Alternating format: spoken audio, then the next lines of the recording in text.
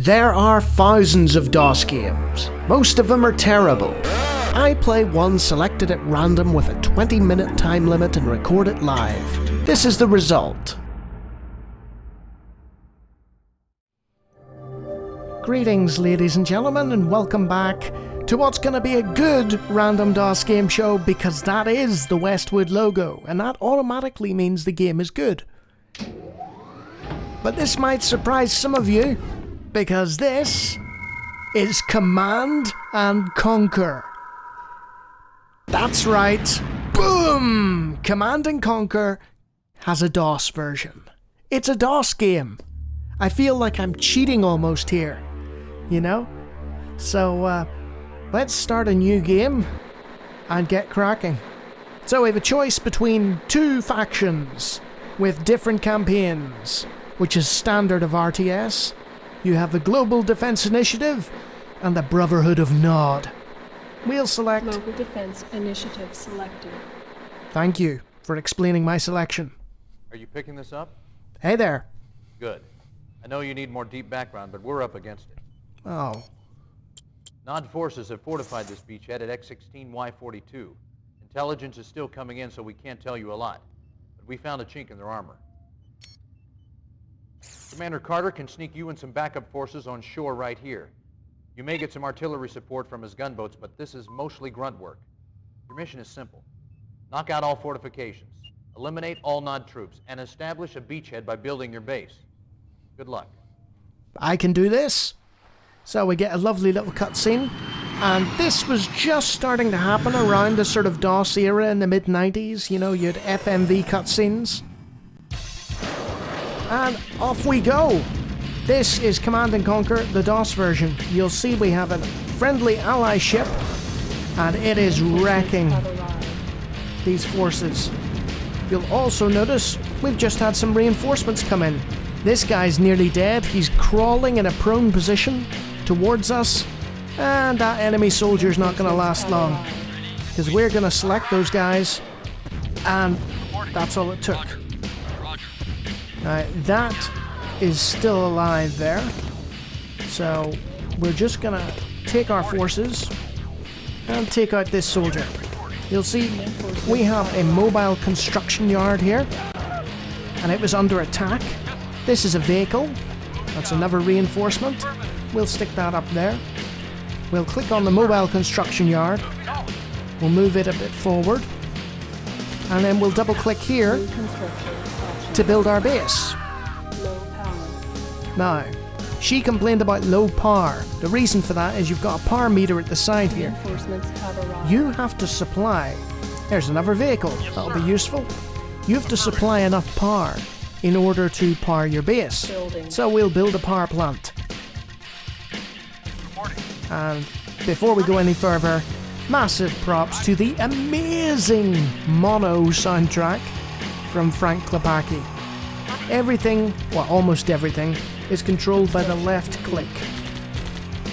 So we'll just let our vehicles take out some stragglers in the trees there, and we shall build our power plant. And as you build things, it's a typical sort of RTS thing. More things become available. So we've got a barracks. Something just exploded there. Oh, that is still surviving. That is impressive. Look at that, still going. So we'll stay off the beachhead. There's no arrow keys to scroll. It's all mouse scrolling. And we'll construct a barracks. New construction options. So while the barracks provides a new option, the power plant provides us with power. So now we have the minigunner option, but it's different than your typical RTS.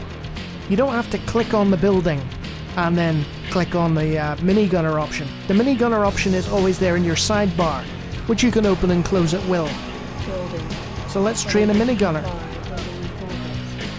Unfortunately, in the DOS version of Command & Conquer, to my knowledge, there is no way to queue unit building. So we just have to keep clicking on that button and building up a force. Let's send them out a bit. Because like, if there's any further incursions, we can have a few minigunners back here, and they can just take out any soldiers. So, our job, Unit we've established the beachhead now. Our job is to take out the Nod forces in the area. And on the beach, all the Nod guns or tanks have been taken out. So it's now our job to scout the remaining map with our vehicles and soldiers to this amazing soundtrack, which is very 90s but very good, and find the remaining soldiers to destroy. It's essentially a tutorial mission showing you how to command things. So there we go, there's another there. Let's take him out. mission accomplished. Easy peasy. So you know how to build things, you know how to move troops with the left mouse button and left click to select and so on, and you've sort of established the basic controls of the game in terms of training. So now we get to bear witness to another lovely FMV cutscene of our mobile base being built. Isn't that lovely? A sense of accomplishment. We've formed our beachhead. It is secure. The Nod forces in the area have been dealt with, and we've got air conditioning. It's a pretty good life, and the soldiers are thankful for that. Good work, boys! So we're on to our screen after the mission, essentially saying how we did.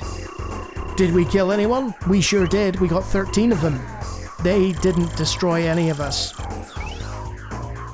So you'll see there's a high score table, and you'll note that there was a Lonnie there. I had previously played through this just to sort of refamiliarize myself, and I decided, no, I'm gonna do this again and have a proper playthrough, because I felt like it's worth pointing out just how much Westwood got right with the DOS version. So we're on to Estonia now, and you've got various geographic information, but you've also got, which is what I kind of like, military powers and stuff like that. Good job with the beachhead, Commander. Thank you! It's time to bring you up to speed on Nod so you know what you're dealing with. Please do. This is Kane, the self-appointed leader of the Brotherhood of Nod. That's gotta be Kane. Uh-oh. Stand by, I'll link us up. What's wrong? Condition critical. Know why Nod had this beach bottled up? They're protecting a big Tiberium refinery that intelligence somehow missed. We need backup now. Nod troops are pouring out of their base, strangling our foothold. We gotta knock out that refinery, eliminate all Nod forces before we lose our position. I don't know how long we can hold out. Damn. You heard the man. What are you waiting for? Sorry, I'll go do it now. So, hot start to the next. Suddenly, your base is under attack, Nod forces are everywhere, and you have to take them out. Now, this is where the next function of the game is important. The repair button allows you to have a spanner. You click that spanner on things, and it repairs them, which is nice. So let's train some minigunners. Now, these guys are different. I'll explain why in a minute. Let's get rid of that repair option with a right click and accidentally hit the options screen. You'll want to just sweep in with overwhelming force against these boys so that you don't lose too many units. These are the engineers. They are useful for repairing stuff, Reinforcements have arrived. but also can take over buildings, take over enemy buildings quite easily in Tiberian Dawn. It was made more difficult in later games. So, we have our Tiberium going down, so we'll want to build a base. Let's get our MCV up, which we got as a reinforcement, now that we've essentially established that things are okay. Let's see. It can be quite finicky, the mouse control, I noticed with the DOS version. There we go. Now, we have the same problem as last time, Building. so we need to construct a power plant. So that's repairing, which is taking Tiberium, which is counted in the top right. Unit ready. But it's also taking Tiberium to build this power plant. So that's a constant drain on resources. If we're training a minigunner, it'll go down even quicker. So we have limited number of supplies here Building. to work with. Construction complete. So let's build our power New plant, construction. get everything powered up. Unit We have the ready. option to build Building. another barracks, but we don't need to. We don't need to. Unit And ready. we Building. have a limited number of Tiberium to work with here. Unit So what I'm ready. going to do Building. is just train a few minigunners, and then I'll send them off Unit to ready. scout the Building. surrounding area. And hopefully we'll be able to take out whatever Nod Unit forces are there. ready. Building. There are two ways to play this mission. You can either Unit send your ready. scientists Building. in, engineers. I keep calling them scientists for some Unit reason. ready. They're not. Building. So, we've got a substantial group of forces now. Unit ready. Building. So, we'll select them. We'll move them up Unit here. ready. Building. We'll just train a few more, just to have at the base, because Command and Conquer's Unit AI ready. can be quite Building. sneaky. They can attempt to just sort of drift in with various soldiers Unit ready. and just try and Building. take out your buildings while forces aren't there. So we'll take this lot, Ready. and you'll see there's a marked improvement over Warcraft, which I also played recently, in that you can select a lot more units. This came out after Warcraft, so, you know, these improvements are pretty obvious Unit make. lost. with hindsight like that, you know. They must have seen Warcraft and been like, hey, what if we had more units we could select? That'd be a good idea. Let's just take out that vehicle. So I can't have that. And you'll see that guy was trying to sneak past us. I don't know what that guy was trying to do. He crawled to freedom. It's not going to work, man. But yeah, Westwood made Jun, as in Jun 2. And it was like the grandfather of the RTS genre. I'm just focusing on the outer units here. I probably should focus on the guys in the middle here. Oh, bit of a lag there.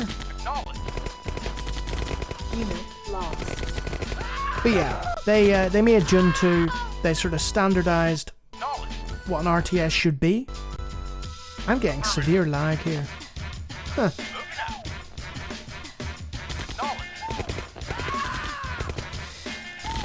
And they essentially built on that, you know? It was almost like Jun 2 was a beta for what this would be. Okay, lots of forces swarming in here. Let's just take them out.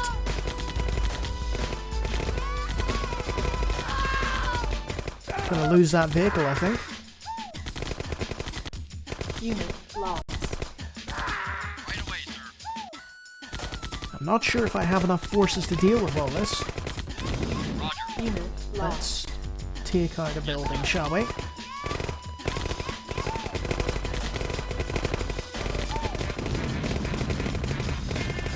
Come on. Unit lost. Unit lost. There it goes. Unit lost. Alrighty. One down. Let's take out their power. See, that's the power plant there. If we take that out, they're gonna struggle to power their base. And we'll just head further in and take out their resources. This is where they put their Tiberium. If we destroy that, they'll be in real trouble. You can hear the explosions from the building as they frantically try and repair it, but it's not going to be enough. Oh, and yes, soldiers can come out of buildings, so you've got to be wary of that. If you destroy a building, some soldiers might just pop out to, you know, have a last stand. And there's some soldiers coming in. Let's take them out as well. Oh, there's 6 of them. Not enough to cause us problems, but, you know. Now, where are they going? Are they going down there? No, we're safe. We're safe. It's fine. Okay, we've destroyed all the buildings, but there's still Nod forces in the area. So we'll send a vehicle out to attract the attention of that patrol and take them out. That's one down. Not a problem. Get back here, Nod scum.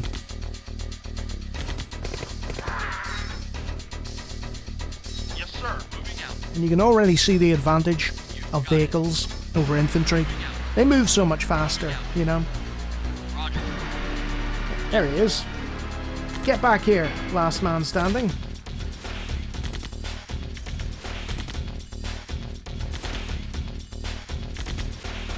Now, I want to stay away from that harvester, because harvesters and large heavy vehicles can actually run over infantry.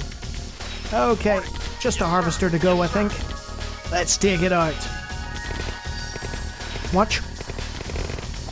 Look, it ran over the troops. Fortunately, we've got a vehicle here, so it can't run over that. At least I hope not. Boom! Mission accomplished.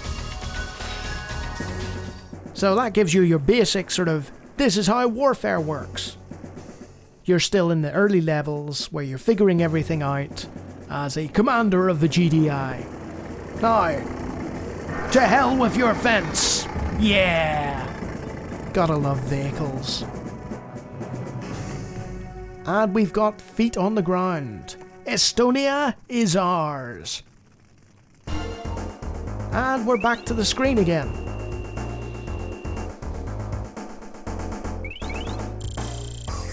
Very nice.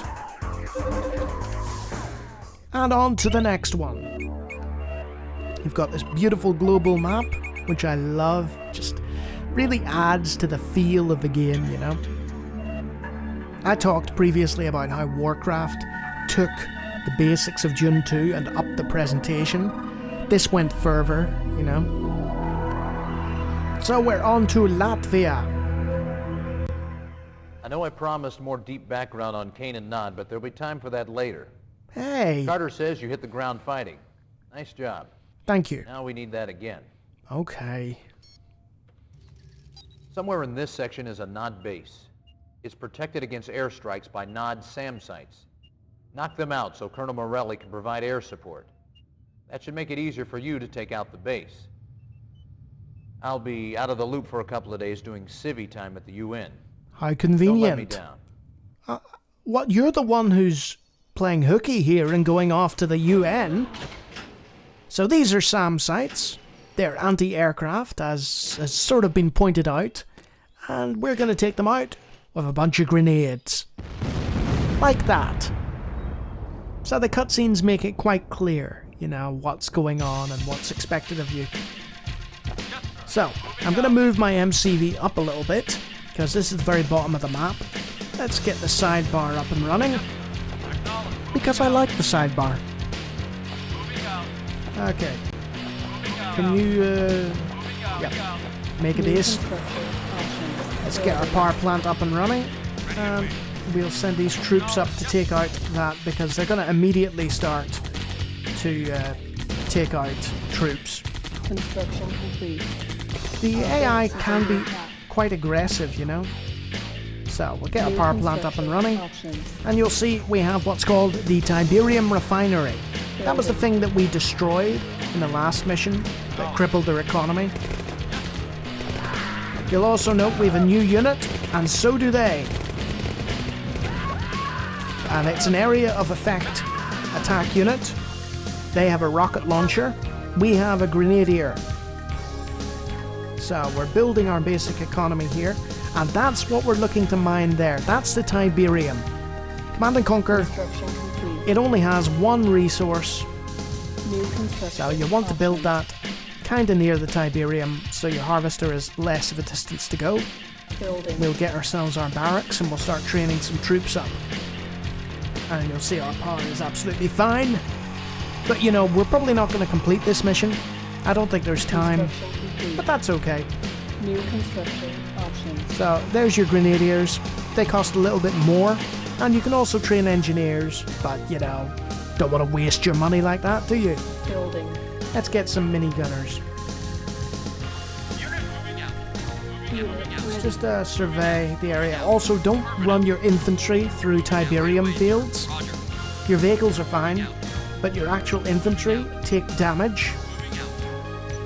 And there our harvester is in, and you can see our Tiberium is going up, which provides us with more money to play with, to do as we please. Unit ready. If you try and scroll, it's like, no, you can't scroll that way. That's because we're at the very edge of the map. So what we are going to look for are SAM sites, whilst also preventing these guys from becoming a nuisance. See that guy's health going down because he's wandering through the Tiberium field like an idiot? They don't have auto pathfinding.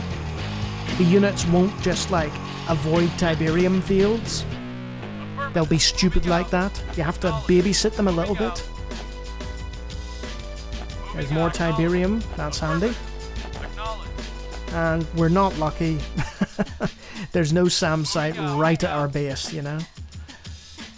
We could build a communications center, but you know, I don't think we have time. Let's just take out that grenadier. Unit ready. And you'll see them coming in. Yep, they're trying to expose us on the eastern flank here, but we were ready for them. And we've got a bunch of new troops. And he's dead. Awesome. So I'm going to leave it there. Let's just abort the mission. Battle control terminated. And talk about good old Command & Conquer. Command & Conquer was an absolute mega hit when it came out, regarded at the time as an evolution of the RTS genre, and one of the best games out there in the mid-90s for a reason. It handles better than Warcraft, which came out the year before. It's a market upgrade from Dune 2 way back in like 92. They'd really pushed forward, and they'd also integrated a lot of multimedia. But it was still at a point in history where people were expected to do DOS ports or DOS versions, and Westwood had a lot of experience with DOS gaming. I think they did a really good job here. They had a limited amount of space to work with. Sure, the graphics are more pixelated, and the sound isn't too bad, to be honest. Gameplay, not bad either. You know, they really did a decent job putting together the DOS version of the game, and I was pleasantly surprised by that. I thought it would be severely handicapped compared to the Windows edition, but it wasn't. Petroglyph and Lemon Sky Studios did a great job with the remaster, possibly because it was a pile of ex-Westwood people on the job, you know. Definitely worth seeking out on Steam if you like old school RTS games. I wouldn't play the DOS version these days, you know, because even when it came out, it was the inferior version compared to the Windows one, but there's no sort of denying the multimedia integration, the soundtrack, the gameplay.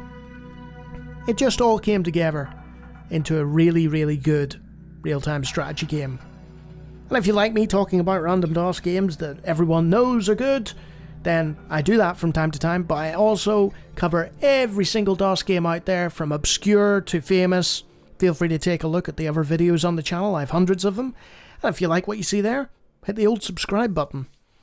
But I'm done waffling about Command & Conquer and how great it is, even though I didn't grow up with it. So, I'll see you next time. Until then. Another easy Westwood triumph.